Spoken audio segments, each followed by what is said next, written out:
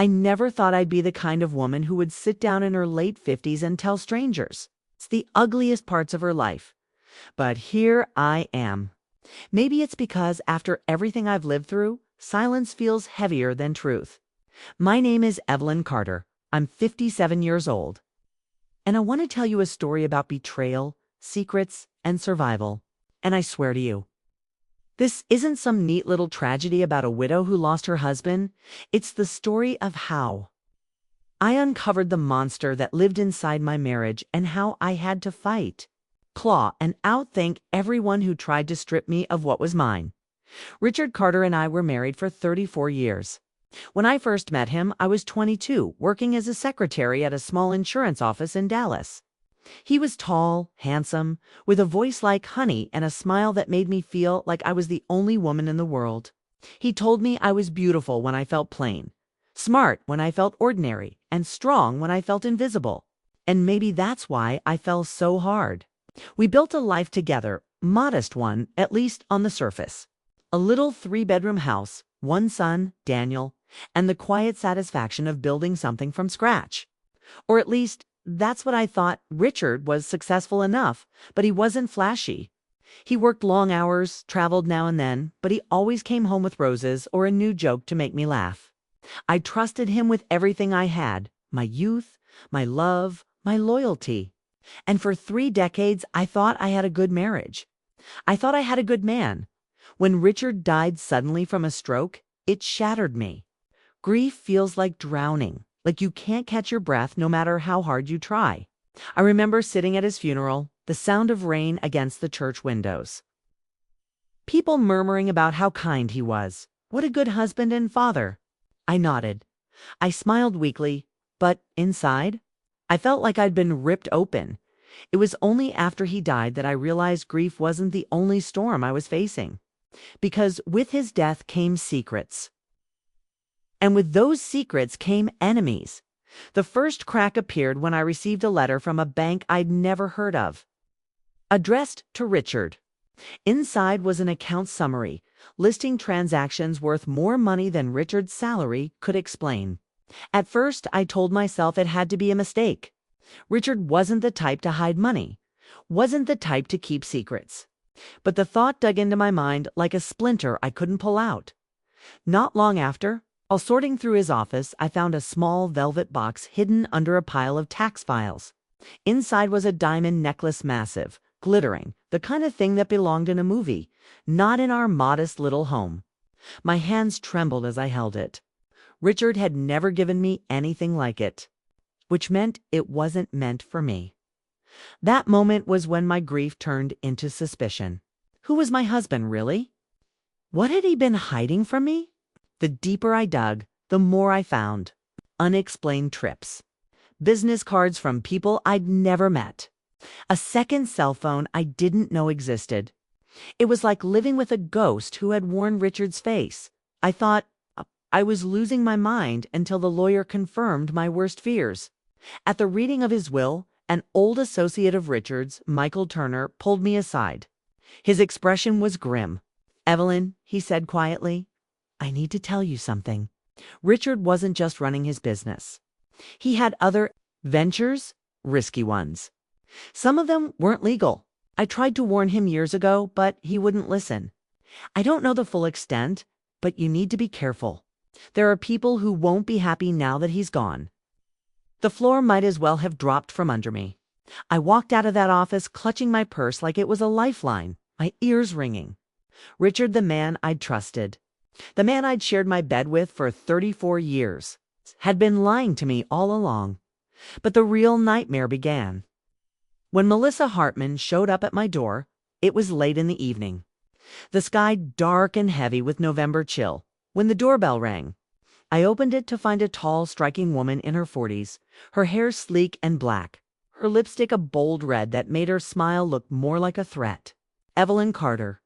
she asked, her voice smooth as silk. "I'm Melissa Hartman." I was. A friend of Richard's. The way she said friend made my skin crawl. She stepped into my living room as though she owned it, her eyes sweeping over the family photos, the worn sofa, the blanket I still kept draped over Richard's favorite chair. I won't waste your time, she said, turning to me with a cold smile. Richard owed me promises, arrangements. I assume you're an intelligent woman, so I'll be blunt. Those commitments now fall on you. I remember standing there frozen, my mouth dry, my heart pounding. I don't know what you're talking about, I whispered. Her smile widened, but her eyes turned to steel. Oh, I think you do. And let me give you some advice, Evelyn. Don't play dumb. Because the people Richard dealt with won't be as polite as me. Polite. That word still makes me laugh bitterly. She left me standing there, my hands shaking, my knees weak. I locked the door behind her and leaned against it. The silence of the house pressing down on me like a weight. That night, I didn't sleep. Every creak of the house made me jump. Every shadow looked like a threat. And in the middle of the night, I made myself a promise. I wouldn't let Malice or anyone else take what was mine. Richard may have left me a mess, but I wasn't going to let it destroy me. The weeks that followed were chaos. Letters, phone calls, strange men lingering near my property. Daniel, my son, tried to convince me I was imagining things. Mom, Dad's gone. Let it go. You're driving yourself crazy. But I wasn't crazy. I knew what I had seen. And deep down, I could sense Melissa tightening her grip, testing how far she could push me. One night, I came home to find the back door ajar. My heart nearly stopped. I crept through the house, clutching a heavy flashlight like a weapon, and found a note placed neatly on Richard's desk. This fortune doesn't belong to you. Walk away, or you'll regret it. That was the moment fear hardened into something sharper. Rage. I sat down in the study, staring at that note, and something inside me shifted. For 34 years, I had played the role of the devoted wife, the mother. The woman who smoothed over problems and stayed in the background. But now Richard was gone, and all his secrets were mine to unravel. And for the first time in my life, I realized I didn't have to be the background anymore. I began to plan, quietly, carefully. I started digging into Richard's accounts, following the paper trail, making copies of everything. I reached out to Michael Turner, pressing him for details, piecing together the puzzle. Every discovery made me angrier, but also stronger. Richard hadn't just betrayed me, he had underestimated me. And so had Melissa. I knew one thing for certain. I wasn't walking away. I wasn't surrendering. I was going to set a trap of my own. And that was how the real battle began. If you're watching this, subscribe and let me know where you're watching from. Because this story, my story, is about to take a turn you won't see coming. The first rule of survival I've learned is to never let your enemy know you're afraid. And believe me, I was terrified. But when I looked in the mirror each morning, I forced my trembling hands to steady, my face to harden. I couldn't let Melissa or anyone connected to Richard's secret world see me as weak. So while she thought I was just a grieving widow barely holding it together, I was quietly becoming something else, something sharper. I began by watching her. Melissa Hartman wasn't careless. She moved through the world with the poise of a woman who always got her way. She drove a silver Mercedes, carried herself like royalty, and had a way of speaking that made people lean in and obey without even realizing it. But I noticed something else, too. Beneath all that polish, there was hunger. She wanted more. She wasn't satisfied with whatever Richard had given her before. That greed would be her weakness. To prepare myself, I did what Richard never expected me to do. I learned. Nights that once stretched into lonely grief became nights of research. I studied the bank accounts, the shell companies, the hidden real estate deeds. Richard had been meticulous, but not meticulous enough. He'd left breadcrumbs, and I followed them. Some accounts had my name on them, quietly added years ago. Others were in the names of people I'd never heard of.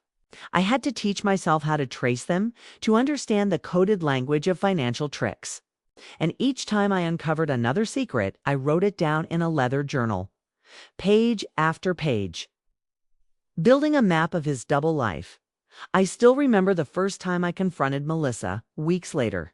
She invited me to a downtown cafe, all marble tables and expensive coffee.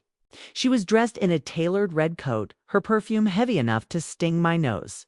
I walked in wearing Richard's old gray scarf. My hands cold, but my resolve like steel.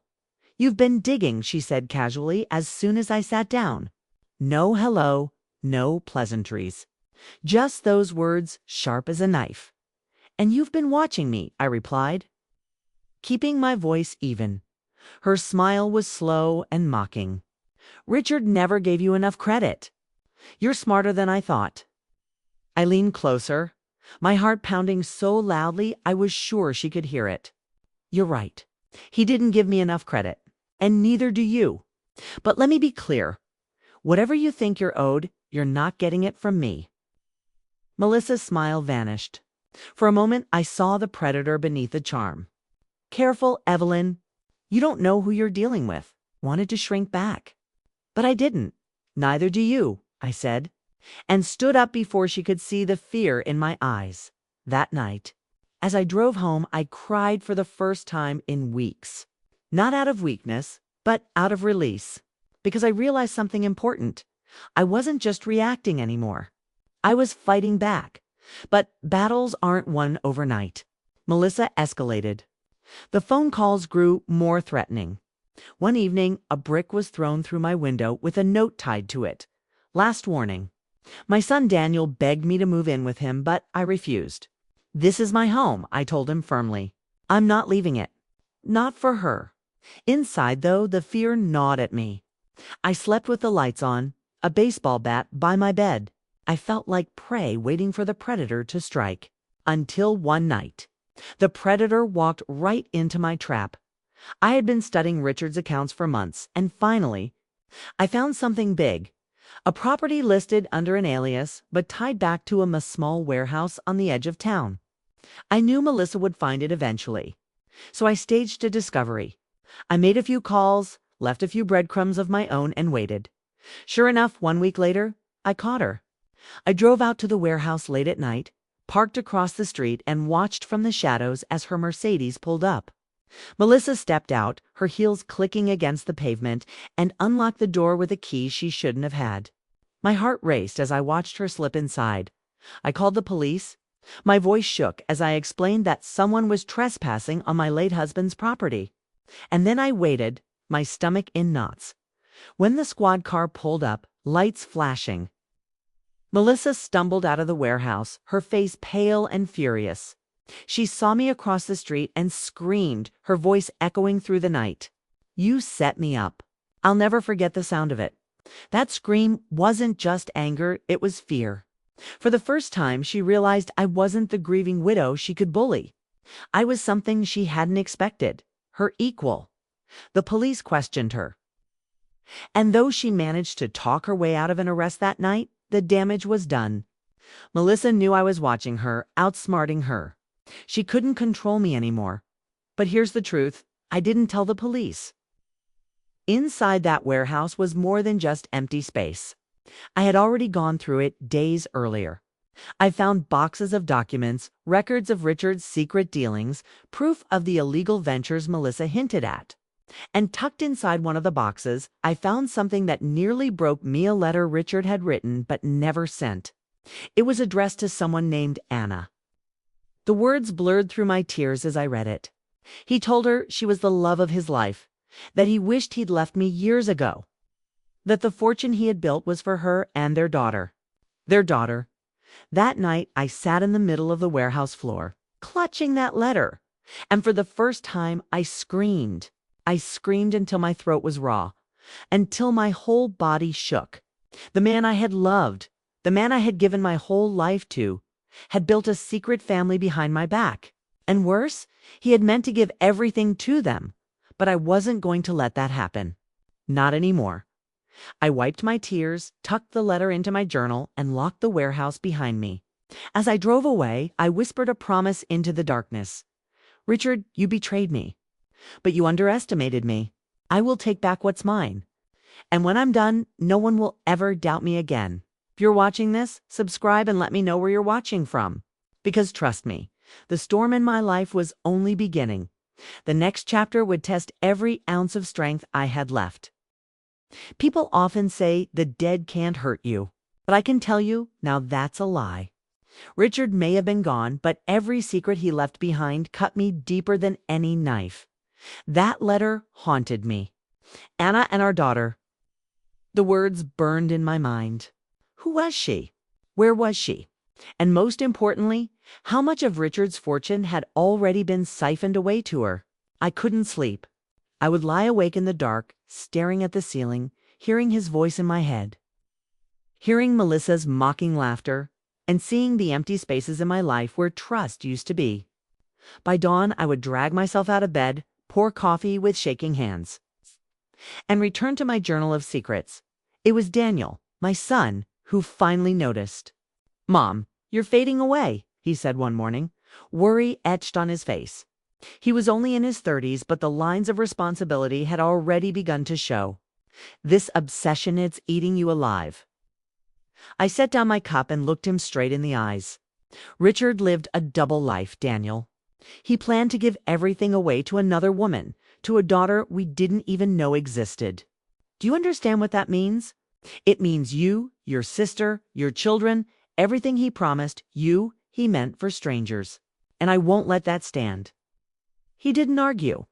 He just reached over and squeezed my hand. I think he knew there was no stopping me, so I began to dig deeper through contacts. Old friends, even an investigator I hired under the table. I started to trace the name Anna. Months passed, each clue leading me further down a path I wasn't sure I wanted to follow, until finally I found her, Anna Whitmore, a woman younger than me by at least 20 years. Tall, elegant, with long dark hair streaked with silver. She lived in a gated house on the outskirts of the city, and she had a daughter, a girl just turning 18. I parked across the street one afternoon, my hands gripping the steering wheel so tightly my knuckles turned white. The girl came out of the house laughing with friends, completely unaware of who I was. But as I looked at her face, my heart stopped.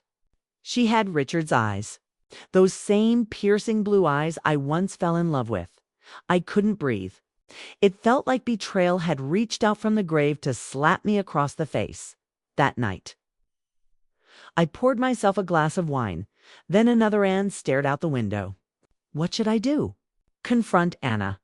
Confront the daughter. Pretend I didn't know. I wanted to scream, to march up to that house and demand answers. But instead, I sat in silence because I realized something chilling. Anna and her daughter weren't the enemy. Melissa was, but Melissa would use them. I was right. Days later, Melissa called me, her voice smooth and venomous. "So, you've met the family," she said. My blood ran cold. How did she know? "You stay away from them," I hissed. She laughed, a sound that twisted like a knife. "Oh, Evelyn, don't you get it? They're my allies now. That little girl has more right to Richard's fortune than you ever did. And if I play my cards right, she handed all to me." Her words chilled me, but they also lit a fire inside me. Because she underestimated something again, my resolve. I started planning not just to protect myself, but to protect Anna's daughter. That girl hadn't asked for any of this. She was innocent. But if Melissa got to her, she would be ruined. So I did something I never imagined I'd do. I reached out to Anna. We met in a quiet park, two women bound by the same man's lies. I remember the way she looked at me, wary but curious. Her daughter sitting a few benches away, scrolling on her phone. "You must hate me," Kana said softly. "I thought I would," I admitted. "But now, I don't. Richard lied to both of us. He used us both. You're not my enemy, Anna. She is." I tilted my head toward the empty air, meaning Melissa. Anna's eyes filled with tears. "I didn't even know about you, Evelyn. He told me he was divorced. He told me." Her voice broke and she shook her head. "I guess it doesn't matter now." "It matters," I said firmly. "Because Melissa will use your daughter to get everything. And if we don't stand together, she'll win." For the first time in months, I saw something shift. Anna straightened her shoulders, wiped her tears, and gave a small, determined nod. "Then let's not let her win." That was the beginning of an unlikely alliance. The betrayed wives banding together. I never thought I'd be standing beside the woman who stole my husband's heart. But betrayal makes strange bedfellows. We started sharing information. I gave her the journal of secrets I had compiled, okay? And she gave me Richard's old letters, accounts, numbers he had hidden from me, but not from her. Piece by piece, the picture became clearer. Richard's empire wasn't just built on investments and businesses. It was riddled with corruption, offshore accounts, and even criminal ties. And Melissa wanted it all. The trap I had sprung at the warehouse had only slowed her down. Now, she was more dangerous than ever. She began reaching out to Anna directly, trying to charm her, promising that she could help secure the girl's inheritance. Anna was shaken, but I told her, play along. Let her think you trust her. Meanwhile, we'll build the case that takes her down. It wasn't easy. Every conversation felt like a game of chess with lives at stake. Melissa was cunning, always one step ahead. But she didn't realize two women who had been lied to, deceived, and underestimated for decades could be even more cunning. The breaking point came. One night at a gala event at charity fundraiser Richard had once sponsored, Melissa showed up in a glittering gown, her arm hooked through the elbow of a wealthy banker. She looked powerful, untouchable, but I had a folder of evidence tucked in my big evidence of her embezzlement, of her attempts to siphon money from Richard's accounts through fraud, and I was ready to use it when I walked up to her table. Her smile faltered. "Evelyn," she said, her voice cool. "I didn't expect you here." I leaned close, my lips barely moving. "Enjoy your evening. It's your last one as the queen you think you are." And with that, I slipped away, heading straight for the district attorney's office with the evidence Anna and I had pieced together. That night, as I drove home, I felt something I hadn't felt in a long time. Power. Not because I had destroyed Melissa yet, but because, for the first time, I knew I could. If you're watching this, subscribe and let me know where you're watching from. Because the final chapter of my battle was coming. And when it did, the betrayal that once broke me would become the weapon that saved me. I never thought I'd live to see the day when betrayal became my strength. But by the time the storm came crashing down, I was ready for it. Melissa had been circling me for months, like a vulture waiting for me to fall apart. What she didn't realize was that every attempt she made to destroy me only made me sharper, stronger, and more dangerous. She thought she had me cornered. But I had something she didn't experience: resilience, and the wisdom of a woman who had already survived the worst life could throw at her. The night the trap finally closed, the air felt electric. Anna and I had spent weeks preparing. We had gathered everything: financial records, offshore accounts, fake identities, emails proving Melissa's manipulation, even recordings of her threatening Anna's daughter. It wasn't just evidence, it was a mountain of betrayal, and Melissa had piled it all up herself. All we had to do was light the match. But justice isn't as easy as walking into a courtroom and telling your story. We needed the right moment. And it came during a high society charity auction, an event Melissa couldn't resist. She thrived on attention, on being seen as untouchable. That night, she wore red satin, sparkling jewels, her hair done up like a queen. She looked powerful, radiant, almost invincible. But I knew better. I stood across the room, dressed in black, calm and steady. My heart beat hard in my chest, but not from fear, from certainty.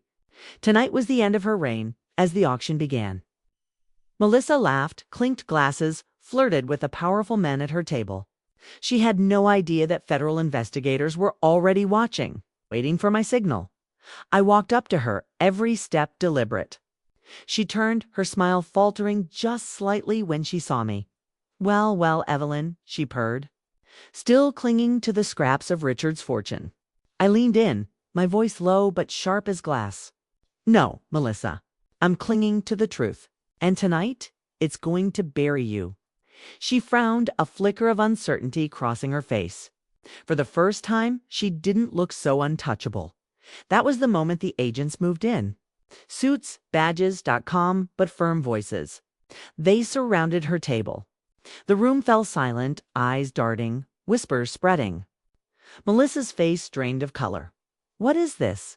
she hissed, her voice shaking. "Melissa Carter," one agent said clearly.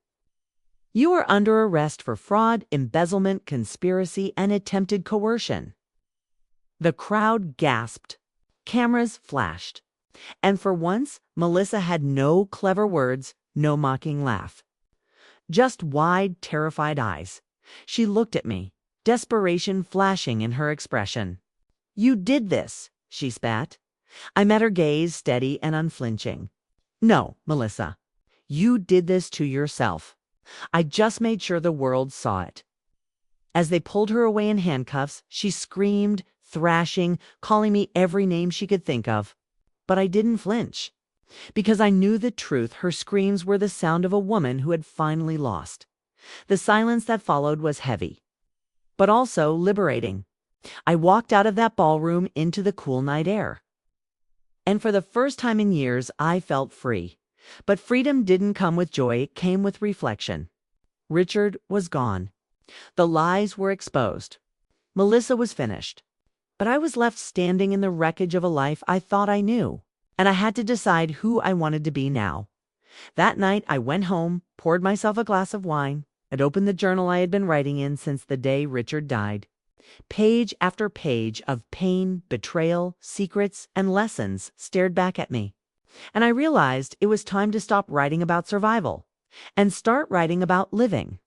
I picked up my pen and wrote, "Betrayal doesn't have to break you. It can shape you, mold you, turn you into someone stronger than you ever imagined. If you let it, betrayal can become your wisdom." And that was the moment my story stopped being about Richard, or Melissa, or even Anna.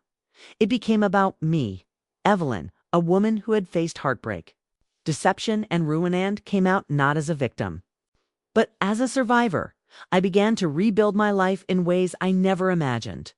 I started mentoring younger women, teaching them about financial independence, warning them about the red flags I had ignored, showing them that life after 50 isn't an ending. It's a new beginning. My children began to look at me differently, as someone fragile, but as someone powerful. My grandchildren started calling me their warrior grandma, Anna. She and I remained unlikely friends, bonded by betrayal, but strengthened by survival. Looking back now, I don't regret uncovering the truth. It hurt, yes. It shattered me, yes. But it also freed me. It forced me to face the reality of my life, to shed the illusions, and to stand tall on my own. If you're watching this, I want you to remember something. It's never too late to take control of your story. Betrayal, heartbreak, loss, they don't have to be the end. They can be the beginning of your power. Don't let anyone tell you you're too old, too tired, too broken. Because I'm living proof. You can be betrayed, you can be crushed, okay? And you can rise again, stronger, smarter, unstoppable. And if you've ever faced something like this, I want to hear from you. Tell me in the comments if you've ever been betrayed and how you found the strength to survive. If you're watching this, subscribe and let me know where you're watching from. This is my story. This is my truth. And this is my triumph.